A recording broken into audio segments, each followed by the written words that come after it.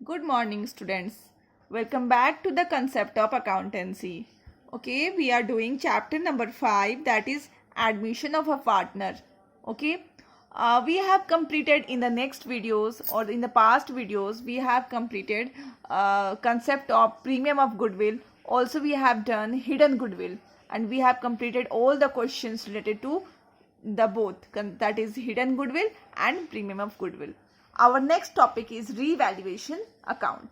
Okay, as you know that I have already given concept of revaluation account, but again we have to complete in revaluation account only. So again I am discussing or revising the topic once again. Okay, so let's start our discussion. Okay, तो first thing, पहली बात जो आपको जाननी है वो ये है कि जब भी कोई न्यू पार्टनर हमारे फर्म में आता है, ओके, तो आप उससे कैपिटल लेते हो, ओके, और क्या लेते हो, प्रीमियम फॉर गुडविल लेते हो. बताया ना मैंने आपको, उसके दोनों हाथ में कोई ना कोई अमाउंट होता है. ओके, और मान लो अगर गलती से उसके एक हाथ में अमाउंट नहीं होता है तो आप दूसरे हाथ वाले से छीन लेते हो. ठीक है, all the concept you know this. ठीक है, अब हमारा नेक्स्ट क्या है कि जब भी हमारा कोई न्यू पार्टनर एडमिट होगा तो हम अपने असेट्स एंड लायबिलिटीज को फिर से रिवाइज करेंगे या फिर रीवैल्यू करेंगे.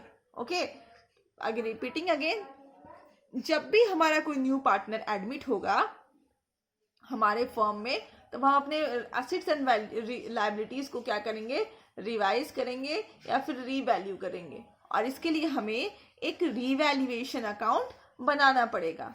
ओके, तो इसमें हम लोग बोलते हैं कि रीवैल्यूएशन अकाउंट का एक दूसरा नाम भी होता है. जैसे हमारे घर का नाम होता है ना दूसरा, वैसे यहाँ पे रीवैल्यूएशन अकाउंट का भी एक दूसरा नाम होता है जिसको हम लोग बोलते हैं profit and loss adjustment account. Okay, तो अभी हम लोग इतना पता चल गया. अब हम लोग आगे देखते हैं इसका कंसेप्ट. ओके, तो रीवैल्यूएशन अकाउंट को हम लोग नॉमिनल अकाउंट बोलते हैं. ओके, क्या बोलते हैं, नॉमिनल अकाउंट बोलते हैं. रीवैल्यूएशन अकाउंट को हम लोग नॉमिनल अकाउंट बोलते हैं. और ये आपने पढ़ चुका है कहाँ पे, 11th क्लास में पढ़ा है टाइप्स ऑफ अकाउंट्स में. There are 3 types of accounts, real, nominal, personal, उसमें पढ़ा है ना आपने. तो अब नॉमिनल अकाउंट है तो नॉमिनल अकाउंट के रूल्स होंगे. रूल्स क्या सिखाया था मैंने, debit means losses and expenses and credit means income and gains. Okay okay, तो हमारा जो रीवैल्यूएशन अकाउंट है वो नॉमिनल अकाउंट है. उसका रूल्स क्या है, debit means losses and expenses, मतलब अगर कोई भी लॉस और एक्सपेंसेस होगा तो हम उसको डेबिट की तरफ लिखेंगे. और credit means income and gains, तो हमें कोई भी इनकम या फिर गेन होगा तो हम उसको कहाँ लिखेंगे, क्रेडिट की तरफ लिखेंगे. ओके, तो अब हम लोग को सोचना है कि कौन कौन सा हमें लॉस या फिर एक्सपेंसेस होने वाला है. देखिए, अगर हमारे पास कोई असेट्स है, ठीक है, और उसका वैल्यू डिक्रीज हो जाता है, असेट्स का वैल्यू डिक्रीज हो जाता है तो हमारा किधर आ जाएगा, डेबिट की तरफ आ जाएगा. ओके, और हमारे पास अगर कोई असेट्स है जिसका वैल्यू इंक्रीज हो जाता है तो वो किधर आ जाएगा, क्रेडिट की तरफ आ जाएगा.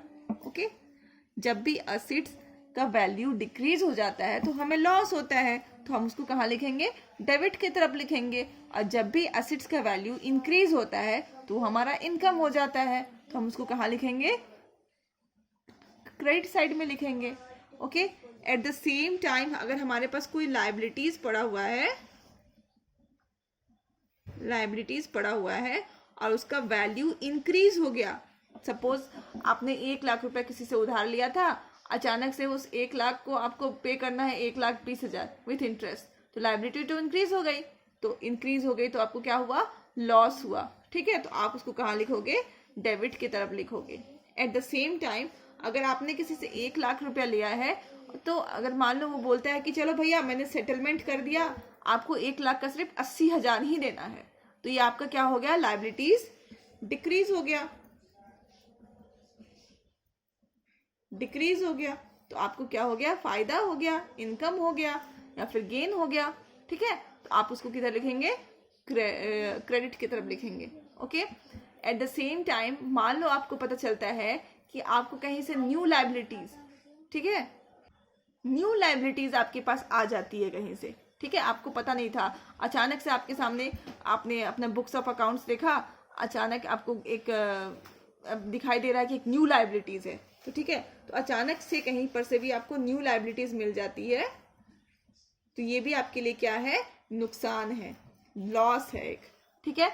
एट द सेम टाइम अगर आपने बुक्स ऑफ अकाउंट्स देखा ध्यान से तो आपको कोई न्यू असेट्स दिखाई देता है, ओके, न्यू असेट्स, तो ये भी आपके लिए क्या है, एक फायदा हो जाता है, आपको इनकम हो जाता है, ओके। तो हम इधर लिखेंगे, ओके। लास्ट में हम क्या करेंगे, दोनों को टोटल कर लेंगे, ठीक है। अगर हमारा बैलेंसिंग फिगर इधर आता है, इस तरफ आता है बैलेंसिंग फिगर, तो हम इसको कहाँ ट्रांसफर कर देंगे, टू कैपिटल अकाउंट में, टू पार्टनर्स कैपिटल अकाउंट में ट्रांसफर कर देंगे, टू पार्टनर्स कैपिटल अकाउंट में ट्रांसफर कर देंगे, और यहाँ पे जितने भी पार्टनर है उसके बीच में हम डिस्ट्रीब्यूट कर देंगे इन अ ओल्ड रेशियो, ओके। तो उसको हम क्या करेंगे, अगर हमारा बैलेंसिंग फिगर इधर होता है तो हम क्या करेंगे, टू पार्टनर्स कैपिटल अकाउंट में ट्रांसफर कर देंगे, और जो पार्टनर्स है उसमें ओल्ड रेशियो में बांट देंगे। एट द सेम टाइम अगर इधर आता है तो इधर हमारा इधर आता है तो हम क्या मानते हैं, प्रॉफिट मानते हैं, और इधर आता है तो हम क्या मानते हैं, लॉस मानते हैं, अगर बैलेंसिंग फिगर इधर आता है। और इधर यहाँ पे बाय पार्टनर्स कैपिटल अकाउंट लिख करके पार्टनर्स का नाम लिखेंगे और क्या करेंगे, ओल्ड पार्टनर्स या फिर ओल्ड रेशियो में ट्रांसफर कर देंगे, ओके। तो we have completed the concept of this revaluation account. In next video I will start solving the questions related with this revaluation account, okay, all right. So I will give in the next class, I will also give you assignment related with exercise, okay. Till then keep learning and complete all your assignment in time. Thank you.